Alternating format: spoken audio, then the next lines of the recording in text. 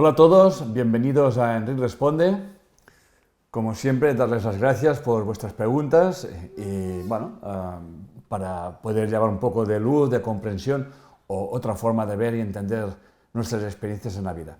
Hoy, en Enric Responde, hablaremos de un aspecto del bienestar físico y concretamente del estrés.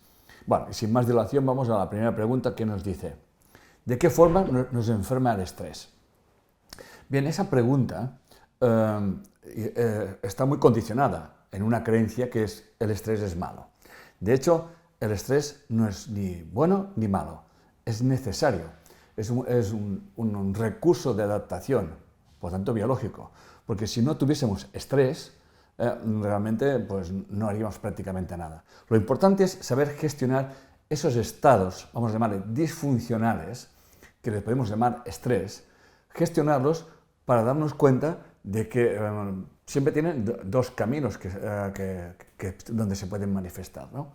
Por ejemplo, yo ahora mismo estoy dando aquí ese Enric Responde y es muy importante tener un estado de estrés, porque el estrés realmente me activa mi mente y me activa a dar lo mejor de mí mismo en este momento.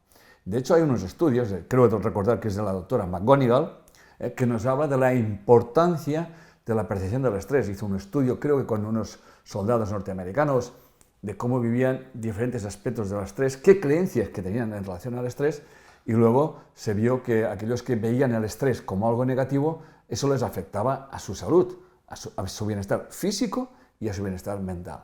Y todo lo contrario a personas que utilizaban el estrés como un medio de activación.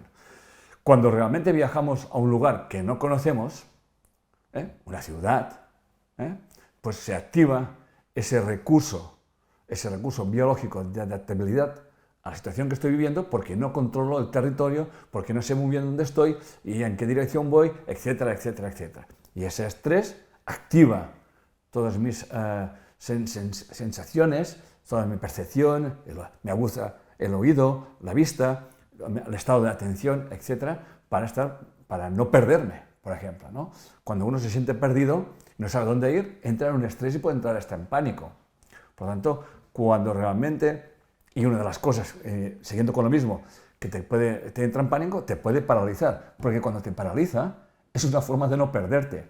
De hecho, biológicamente hablando, cuando, por ejemplo, hablaba con un pastor que me decía, bueno, le faltaba una oveja, y digo, no te preocupes, que la voy a encontrar. Dice, ¿y eso? ¿Por qué? Dice, porque cuando se sienten fuera de su seguridad, que en este caso son todas las ovejas, pues se quedan paralizadas. Por lo tanto, cuando hay un gran estrés que no podemos gestionar, que entremos en parálisis es normal.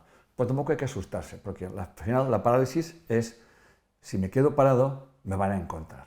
De hecho, siempre he contado muchísimas veces que cuando tú te encuentras perdido, vas a casa de un amigo y no sabes dónde está, lo más normal es que tu amigo te diga, no te muevas, quédate donde estás, que te vengo a buscar. Fíjate en el detalle, no te muevas, quédate donde estás, que te vengo a buscar. Y eso es lo importante. Por lo tanto, cuando tenemos una situación de estrés y nos paralizamos, vamos a indagar qué está pasando y para qué me están ocurriendo estas cosas, ¿no? Pero no lo veamos como algo negativo, sino como aquíétate, relájate, observa, tómate tu tiempo y luego decide. Bien, seguimos con la siguiente pregunta. ¿Qué significa realmente escuchar tu cuerpo, escuchar tu cuerpo? Bien. Ken Wilber nos decía lo siguiente: todo síntoma merece indagación o autoindagación, ¿ok? Y nosotros decimos que lo que la mente calla, el cuerpo habla. Eso tiene mucho que ver con la epigenética, ¿no? Hay aspectos genéticos, pero la epigenética es muy importante porque condiciona mis reacciones emocionales frente a situaciones estresantes, ¿no? Por lo tanto, cuando no me encuentro bien, o cuando yo experimento un estado de desasosiego, o de ansiedad, o de miedo, o lo que sea, hay que pararse un momento, vamos a prestar atención, vamos a hacer la autoindagación, vamos a buscar dónde empezó todo eso. Y el simple hecho, escúchame bien, el simple hecho de retirar una percepción, de dejar de buscar fuera y empezar a buscar dentro, como nos diría el doctor Davidson, ya se produce un cambio neurológico. Estás cambiando la percepción, estás haciendo esa inversión de causa-efecto, ¿no? Ya no buscamos el problema afuera, sino que allí hay una situación que yo la estoy viviendo de una forma determinada, que muchas veces estoy sosteniendo aquella historia mediante justificaciones, pero cuando realmente le doy la vuelta y me digo, eso tiene que ver conmigo, automáticamente ya no lo ves igual. Y entonces aparecen soluciones que antes no veías. Por lo tanto, el cuerpo siempre hay que escucharlo, y siempre hay que tratarlo, y luego hay que buscar esos factores emocionales que realmente nos están condicionando. ¿Qué necesito saber para comprender el mensaje del síntoma que tengo? Bien, aquí hablamos del sentido simbólico y del sentido particular, ¿no? O sea, no todo el mundo expresa el mismo síntoma en una misma situación. No todo el mundo. Y he recogido una reflexión de Carl Gustav Jung en su libro El hombre y el símbolo, o algo parecido, que dice, y habla del sentido biológico, del sentido simbólico y del particular. El sentido biológico es dónde se expresa el síntoma, en qué parte de mi cuerpo, ¿no? Pero tiene que ver cómo yo lo vivo, que sería el sentido simbólico, y luego está todavía el sentido particular, ya es más concreto, ¿no? Y dice lo siguiente: un paciente, por ejemplo, que se enfrenta con una situación intolerable, puede provocar un espasmo siempre que trate de tragar y se diga, es que esto no puedo tragarlo. En situaciones análogas de tensión psíquica, otro paciente tiene un ataque de asma y dice cosas como, no puedo respirar el aire de esta casa o de este ambiente. El tercero sufre una peculiar parálisis de las piernas y no puede andar. Y dice, yo ya no ando más por este camino. Como pueden ver, muchas veces expresamos nuestro resentimiento, nuestro estrés en una frase que se acaba tarde o temprano manifestando en un síntoma. Por ejemplo, no puedo sostener más esta situación y me duelen los hombros. Esto es una historia que yo viví, o sea, me daba cuenta que decía, es que estoy viendo una situación que no la puedo sostener más, ¿no? Y tenía los hombros sobrecargados, ¿no?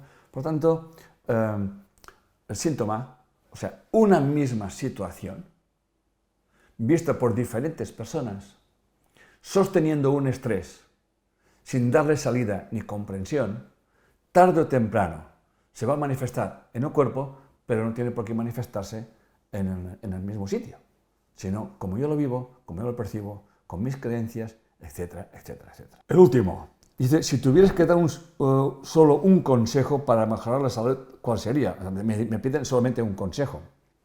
Yo te voy a dar el consejo rápidamente. Desarrolla la conciencia de unidad. ¿Te estoy diciendo algo? Pues permíteme que te siga explicando algo más. Porque claro, si yo te digo, desarrolla la conciencia de unidad, pues tú vas a interpretar lo que te estoy diciendo. De todas maneras, me parece muy bien que lo interpretes, pero hay que sentir lo que yo estoy explicando, ¿no? Me pides un consejo, yo te lo doy. Desarrolla la conciencia de unidad. Bien, el budismo dice que hay 3 venenos: el odio, la codicia y la estupidez. Y que la estupidez es la madre de las otras 2. Por lo tanto, nos vamos a quedar con la estupidez. ¿Y qué entiende por estupidez el budismo? Pues entiende que todo está desconectado. Por lo tanto, fíjate hasta qué punto somos estúpidos. De hecho, Albert Einstein ya lo decía, hay 2 cosas infinitas, el universo y la estupidez humana. Y de lo primero no estoy muy seguro. Yo cuando leí esa frase pensé, Einstein, te has pasado 3 pueblos. No, yo creo que no se pasó ni uno. Estamos repitiendo las mismas historias, estamos llenos de odio, de codicia, etcétera, etcétera, porque pensamos que lo que estamos haciendo no va a ir a ninguna parte. Entonces, para el budismo, un Buda es una persona que sabe moverse en las 2 polaridades que son complementarias. El yin y el yang, el blanco y el negro, el sí y el no, el arriba y el abajo, el masculino y el femenino, y hasta aquí, hasta donde queramos, ¿no? Por lo tanto, como podemos ver, mi consejo es desarrollar ese hábito de pensamiento y de comprensión, porque una persona que vive desde la conciencia unidad, que vivimos todos desde la conciencia unidad, lo que pasa que, o sostenidos por la conciencia unidad, de hecho, Cuando yo estoy explicando esto aquí ahora, es la conciencia unidad que se expresa a través de mí, haciéndonos ver que la conciencia unidad se expresa en el mundo dual a través de las polaridades y de los complementarios. Y que siempre estamos frente a nosotros mismos y no nos reconocemos porque tenemos una polaridad que se complementa. Cuando comprendemos que aquello que más me gusta o que más me disgusta del otro tiene que ver conmigo, entonces estamos ya caminando o haciendo el camino del Buda. El Buda es aquel que sabe gestionar las dos polaridades. Por lo tanto, mi consejo es este. Vive desde la conciencia unidad. Hasta aquí, muchas gracias por enviar vuestras preguntas y sigan haciéndolo, por favor, y encantados de responder y de dar nuestra visión, que como pueden ver es desde esa conciencia unidad, que es lo que enseñamos en Bien Emoción. Pues nada, hasta la próxima y hasta el próximo Rick Responde. Muchas gracias.